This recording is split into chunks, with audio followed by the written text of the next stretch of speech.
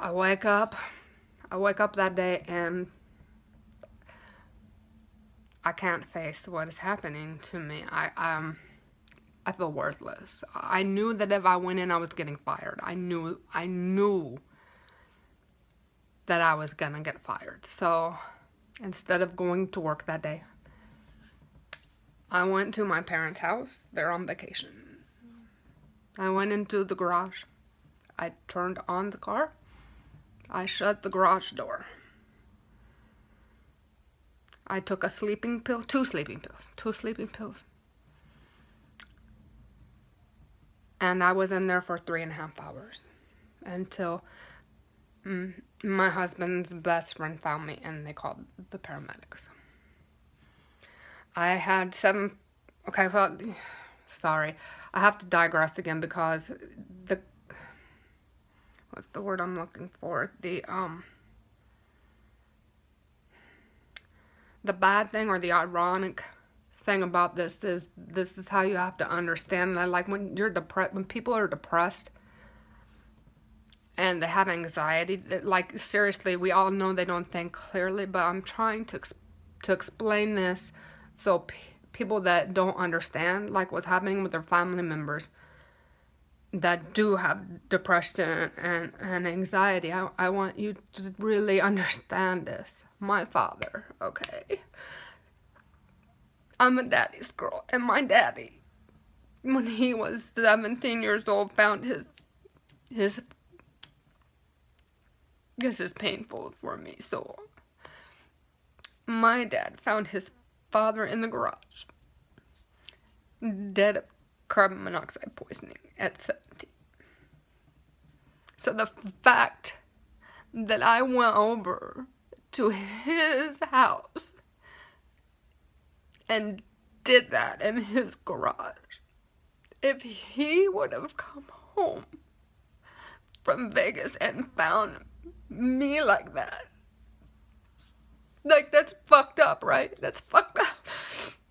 No one does that. I'm daddy's girl. I'm a mama's girl. I mean, I love my family. And the fact that I would do that to him again, like, it's fucked up, I know. But that goes to show you how people's minds, they don't think. When you're in that moment and you want to go, you don't give a shit about anything. You don't think about the people that really love you, because you don't think anybody really loves you. And that's what people don't get.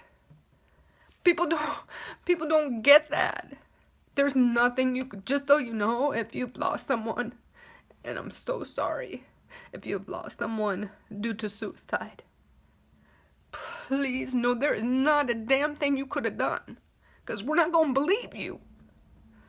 We are not going to believe you when you say you love us. We don't believe you. It's not that we don't love you, we don't love ourselves. Do you get that? It's not that we think we don't love us. That's a problem. That's a big fucking problem. So if you know somebody in your life who's depressed, don't you fucking give up on them. You make them, this is what I'm saying to you, you make them go get help. They will fight you, they will scream at you, they will hate you, and will say the most horrible things that you can think of. But you have to be that person, because they cannot be that person. Would you rather your loved one hate you at that moment, or would you rather them be alive? I know it sucks, and I hate that I put my family through this every single fucking day. I hate that I tell my husband every night I don't want to fucking be here. I don't want to be here, and I still don't. But I'm trying. Don't give up on them, because I'm telling you what, right now, if I didn't have my husband, who is amazing, he's the most amazing person I've ever met. If it was not for him,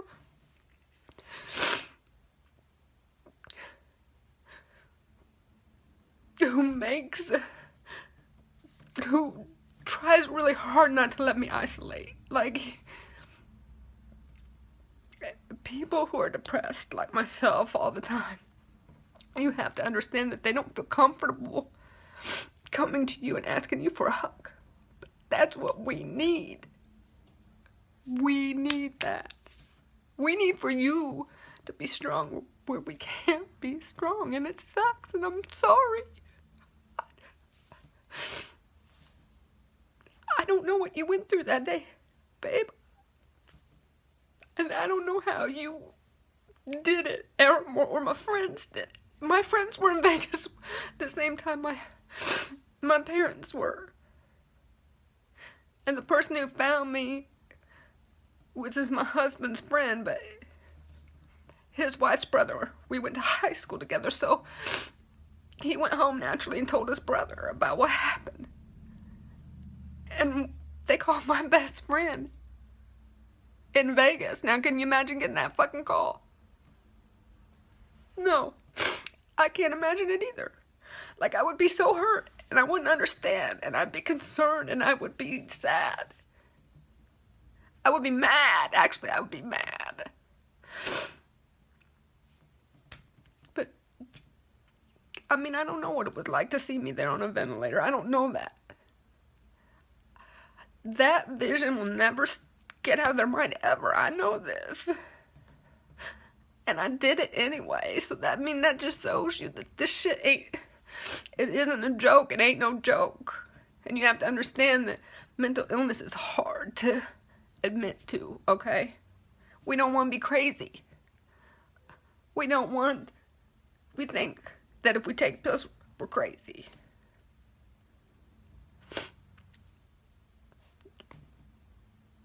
I'm sorry.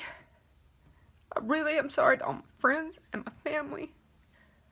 But this is what I'm telling the public is, don't let them be that way.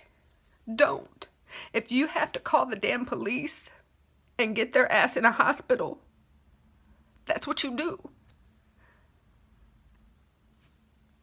That's what you have to do. And if you have a teenager in your house who is depressed and they are talking about it, they say, oh, people who talk about it won't ever do it. Bullshit. Because I talk about it all the time, and I have done it many times. Just, if you love somebody like this, be strong. Because you're going to need it, number one, just to be in the same house with them. But we need you.